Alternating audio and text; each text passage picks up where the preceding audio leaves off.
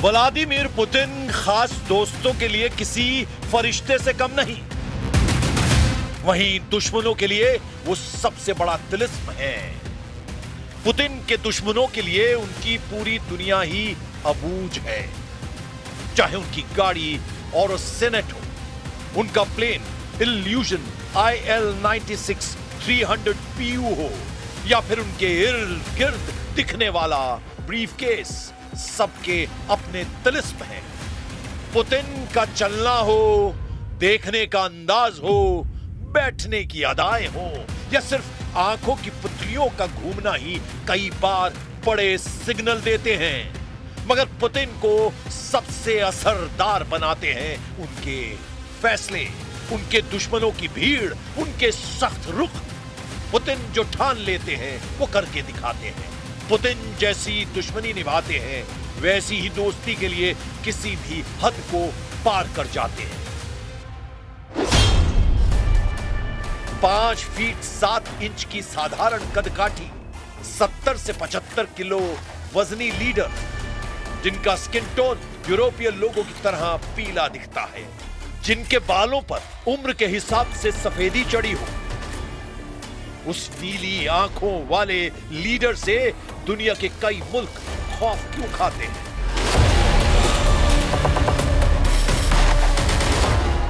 Putin को सर्वशक्तिमान क्यों कहा जाता है? सिर्फ दिलेरी भर इसकी वजह तो नहीं, सिर्फ सबसे बड़ा एटमी हथियारों का गोदाम भर इसकी वजह नहीं, सिर्फ अमेरिका से टकराने की जुर्रत भर इसकी वजह नहीं। पुतिन ऐसे दौर में सब पर भारी पड़ते हैं जब कई मुल्कों में तानाशाहों का सिक्का चलता है। ऐसे सुप्रीम लीडर भी पुतिन से सिर्फ दोस्ती की दुआ मांगते हैं, जिन्हें सनकी का तमगा दिया जाता है। तो इसकी वजह है रूस जैसे सुपर पावर पर पुतिन की जबरदस्त पकड़। पुतिन 25 साल से रूस के सर्वे सर्वा हैं, आगे भी जब तक चाहे बने रह सकते हैं। साल 1999 में पुतिन रूस के प्रधानमंत्री बने। साल 2000 में उन्होंने राष्ट्रपति का चुनाव भारी बहुमत से जीता।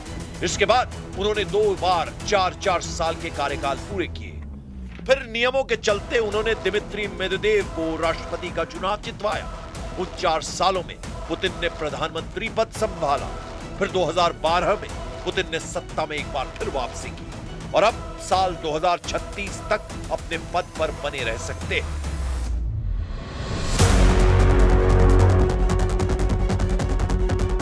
पुतिन के विरोधी कहते हैं कि रूस में उनकी इजाजत के बिना पत्ता भी नहीं हिलता। इसका कारण पुतिन के हाथ में दी गई असीम शक्तियां हैं। पुतिन ने यूक्रेन रूस युद्ध के बीच एटमी हमलों के नियम बदल डाले हैं।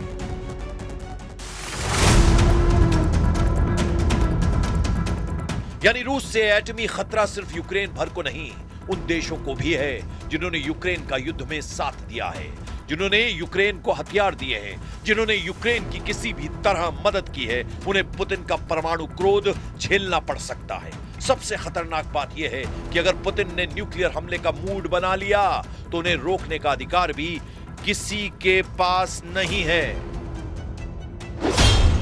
रूस की परमाणु नीति के मुताबिक परमाणु हथियारों के इस्तेमाल का फैसला सिर्फ राष्ट्रपति पुतिन ले सकते हैं। इसीलिए उनके पास हमेशा एक खास न्यूक्लियर ब्रीफकेस रहता है, जिसे रूसी मीडिया में चेगेट ब्रीफकेस के नाम से जाना जाता है। यह ब्रीफकेस पुतिन को रूस की सभी न्यूक्लियर फोर्सेस से जोड़ने वाला कमांड एंड कंट्रोल नेटवर्क होता है। साथ ही रूस के जनरल स्टाफ वैलेरी गेरासिमोव और रक्षा मंत्री भी इस नेटवर्क के तहत न्यूक्लियर कंट्रोल से जुड़े होते हैं। अब यह समझिए कि पुतिन ने अगर एटमी हमले का मूड बना लिया तो उन्हें क्या करना होगा। सबसे पहले पुतिन को चेगेट ब्रीफकेस से लॉन्च ऑर्डर जारी करना होगा। ये कोई बटन या ट्रिगर नहीं जिसे दबाया जाएगा। ये ऐसे सीक्रेट कोड होते हैं जिनसे न्यूक्लियर अटैक का सीधा ऑर्डर रूस के जनरल स्टाफ तक पहुंचता है। जनरल स्टाफ पुतिन के भेजे एटमी कोड को तीनों सेनाओं को भेजते हैं। इसके बाद रूस की स्ट्रेटेजिक रॉकेट फोर्सेस परमाणु पनडुब्बियां और बम वर्षक एटमी हमला शुरू कर सकते हैं। किसी वजह से अगर पुतिन का ब्रीफकेस से दिया लॉन्च ऑर्डर सेनाओं को नहीं मिलता है तो इसके लिए भी एक बैकअप सिस्टम है। रूस में इसे प्रीमियर सिस्टम और डेड हैंड का नाम भी दिया जाता है, जिससे अगर सारे सिस्टम ठप पड़ जाएं, तब सेनाएं ऑटोमेटिक परमाणु हमला शुरू कर सकती हैं। इसलिए जब भी परमाणु युद्ध का माहौल बनता है, पुतिन के नाम से दुश्मन थर्रा जाते हैं। रूस की तीनों सेनाओं में पुतिन ने अपने जासूसी अनुभवों से बड़े बदलाव कर रखे हैं। यूक्रेन से युद्ध के दौरान पुतिन ने रूस की सेना मुख्यालयों के साथ चीफ के नाम तक सीक्रेट रखने शुरू कर दिए हैं। रूस में सशस्त्र सेनाओं का सर्वोच्च सैन्य command general staff of Russian arm forces general staff होते हैं। मौजूदा वक्त में Valery Gerasimov chief of general state हैं, जबकि रूस की वायुसेना के चीफ और नौसेना के चीफ का नाम गुप्त रखा गया है, जिससे इन दोनों सेनाओं का कंट्रोल जनरल स्टाफ, रक्षा मंत्रालय और सीधे पुतिन के हाथ में है।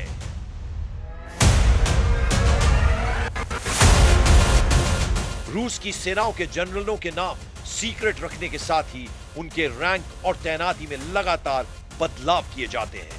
सेंसिटिव मिलिट्री कमांड के कमांडर का नाम भी रूस सीक्रेट रखता है। रूस में पहले 4 कमांड थी, इन्हें अब 5 कर दिया गया है। रूस में मार्च 2024 के बाद से कुल 5 मुख्य मिलिट्री डिस्ट्रिक्ट हैं।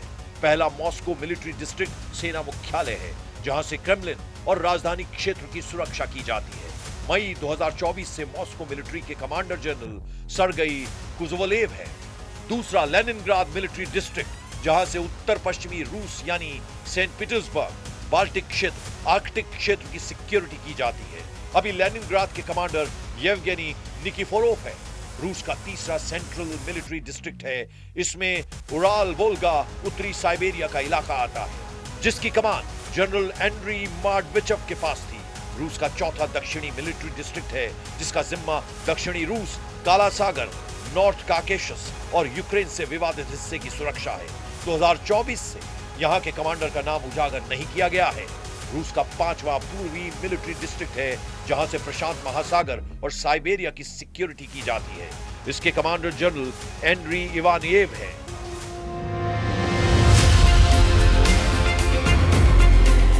पुतिन ने रूस की सैन्य शक्ति को अजेय बनाने की हर संभव कोशिश की है। इसमें उनकी मदद केजीबी एजेंट के दिनों में मिली ट्रेनिंग करती है।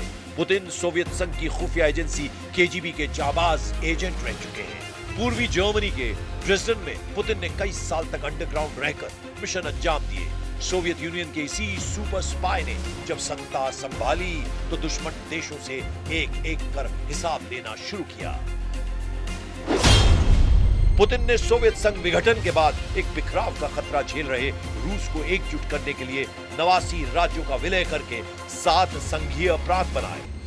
पुतिन ने रूस के दुश्मन चेचेन विद्रोहियों के खिलाफ मिलिट्री ऑपरेशन चलाकर उनका सफाया किया। अगस्त 2008 में पुतिन ने जॉर्जिया को युद्ध में हराकर गोरी और जुगदीदी इलाके पर कंट्रोल किया। साल 2014 में पुतिन ने यूक्रेन के क्राइमिया पर हमला कर उसे रूस में मिला लिया। जिन देशों ने नाटो से नजदीकियां बढ़ाई, जिन देशों ने पश्चिमी शक्तियों के इशारे पर चलना शुरू किया, जिन देशों ने अमेरिका से दोस्ती बढ़ाई, उन्हें पुतिन ने सबक सिखाया है। यूक्रेन से रूस के युद्ध की वजह भी उसकी नाटो में शामिल होने की जिद है। पुतिन नहीं चाहते हैं कि नाटो का विस्तार रूस तक हो। पुतिन नहीं चाहते कि रूस का सोवियत यूनियन जैसा इतिहास हो। इसीलिए किसी भी खतरे को देखते ही पुतिन एक्शन में आ जाते हैं। लेकिन यही पुतिन दोस्ती की मिसाल भी कायम करते हैं। भारत के लिए पुतिन के दिल में खास जगह है। प्रधानमंत्री नरेंद्र मोदी को पुतिन कितना सम्मान देते हैं, इसे तस्वीरें खुद बयां करती हैं। इसीलिए पुतिन पर टिट फॉर टैट वाली कहावत सटीक जमती है।